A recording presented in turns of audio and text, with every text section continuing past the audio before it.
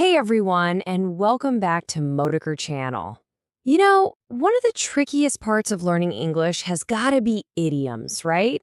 Well, today we're going to break one down so you can use it like a pro. So, have you ever been there? You're in a conversation, everything's going great, and then someone drops a phrase that just makes no sense. You know every single word, but the meaning, totally lost. Yup. If that sounds familiar, you're in the right place. Trust me, we've all been there. All right, so the phrase we're putting under the microscope today is a deadbeat. Kind of weird when you hear it, right? Deadbeat? What could that possibly mean? Well, let's dive in and figure it out together. Okay, now here's where it gets really interesting. This isn't just a simple one-and-done definition. A deadbeat actually has two very common meanings, and they are completely different from each other. So if you want to really master this one, you've got to know both. All right, let's jump into the first meaning.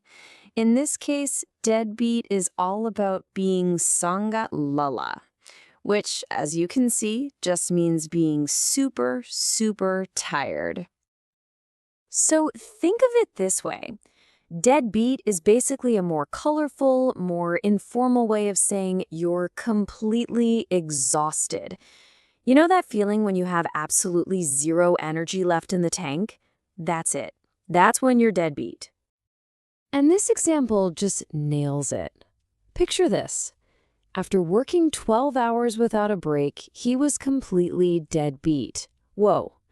The Indonesian translation really brings it home. Dia benar-benar sangat kelelahan. You can almost feel how tired that person is, right? Just completely wiped out. Okay, got that first meaning? Awesome. Now, I want you to completely forget about being tired because we're doing a total 180. The second meaning is all about being pemalas and tidak bertanggung jawab, or to put it in English, lazy and irresponsible. Yeah, in this context, calling someone a deadbeat is not a nice thing to say at all. It's used to describe someone who is lazy, who dodges their responsibilities, and you'll hear it a lot when talking about someone who doesn't pay back their debts.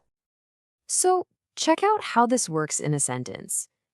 He's known as a lazy guy who never pays his debts. Truly a deadbeat. See the clue there? The whole never pays his debts part is your big signal. We're talking about someone's character, not how much sleep they got. And the Indonesian translation makes it crystal clear. Dia dikenal sebagai pemalas yang tidak pernah membayar hutangnya. So there you have it. The same exact phrase, but two totally different meanings. Wild, right? Okay, let's do a super quick summary just to lock all this in. This little table is a perfect cheat sheet. On one side, you've got sangat lelah, and your keyword to remember is exhausted.